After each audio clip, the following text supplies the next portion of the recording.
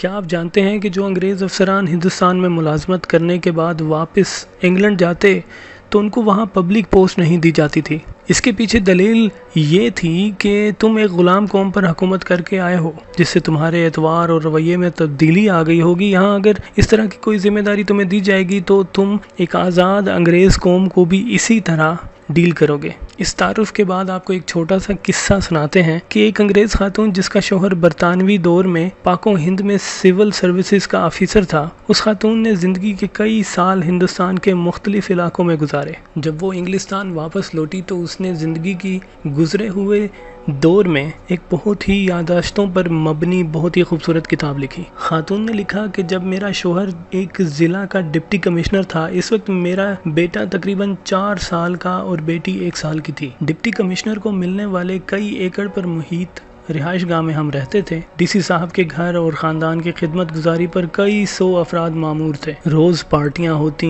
شکار کے پروگرام بنتے، ضلع کے بڑے بڑے زمیندار ہمیں اپنے ہاں مدعو کرنا بہت فخر محسوس کرتے اور جس کے ہاں ہم چلے جاتے وہ اسے اپنی عزت افزائی سمجھتا۔ ہمارے ٹھاٹ باٹ ایسے تھے کہ برطانیہ میں ملکہ اور شاہی خاندان کو بھی مشکل سے ہی میسر تھے۔ ٹرین کے سفر کے دوران نوابی ٹھاٹ سے آراستہ ایک عالی شان ڈبہ ڈپٹی کمشنر صاحب کی فیملی کے لیے مخصوص ہوتا تھا۔ جب ہم ٹرین میں سوار ہوتے تو سفید لباس میں ملبوس ڈرائیور ہمارے سامنے دونوں ہاتھ باندھ کر کھڑا ہو جاتا اور سفر کے آغاز سے پہلے اجازت طلب کرتا۔ اجازت ملنے پر ہی ٹرین چلنا شروع ہوتی۔ ایک بار ایسا ہوا کہ ہم سفر کے لیے ٹرین میں بیٹھے تو روایت کے مطابق ڈرائیور نے حاضر ہو کر اجازت طلب کی۔ اس سے پہلے کہ میں بولتی میرا بیٹا بول اٹھا جس کا موڈ کافی خراب تھا۔ اس نے ڈرائیور سے کہا ٹرین نہیں چلانی۔ ڈرائیور نے حکم بجا لاتے ہوئے کہا جو حکم چھوٹے صاحب۔ کچھ دیر بعد صورتحال یہ تھی کہ اسٹیشن ماسٹر سمیت پورا عملہ جمع ہو کر میرے 4 سالہ بیٹے سے درخواست کر رہا تھا، لیکن بیٹا ٹرین چلانے کی اجازت دینے کو تیار نہیں تھا۔ بالآخر بڑی مشکل سے میں نے کئی چاکلیٹس دینے کے وعدے پر بیٹے سے ٹرین چلوانے کی اجازت دلائی تو سفر کا آغاز ہوا۔ اس واقعے کے چند ماہ بعد میں دوستوں اور رشتہ داروں سے ملنے برطانیہ آئے۔ ہم بذریعہ بحری جہاز لندن پہنچے۔ ہماری منزل ویلز کے ایک کاؤنٹی تھی جس کے لیے ہم نے ٹرین کا سفر کرنا تھا۔ بیٹی اور بیٹے کو اسٹیشن کے ایک بینچ پر بٹھا کر میں ٹکٹ لینے چلی گئی۔ قطار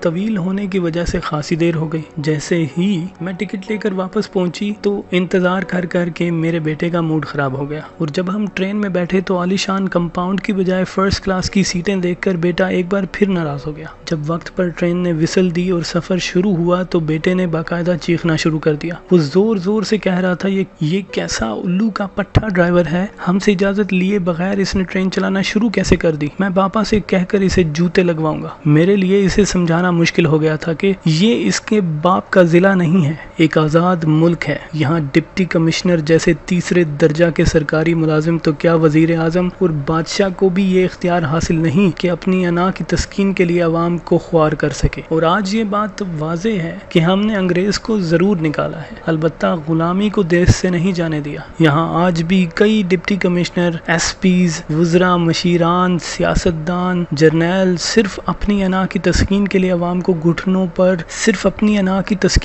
عوام کو گھنٹوں سڑکوں پر ذلیل و خوار کرتے ہیں۔ اس غلامی سے نجات کی واحد صورتحال یہ ہے ہر طرح کے تعصبات اور عقیدتوں کو بالائے طاق رکھ کر ہر پروٹوکول لینے والے کی مخالفت کرنی چاہیے، ورنہ صرف 14 اگست کو جھنڈے لگا کر موم بتیاں سلگا کر خود کو دھوکہ دے لیا کیجیے کہ ہم آزاد ہیں۔ آپ ہی بتائیے کیا ہم آزاد ہیں؟ اگر یہ واقعہ آپ کو پسند آئے تو چینل کو ضرور سبسکرائب کیجیے۔ اللہ نگہبان۔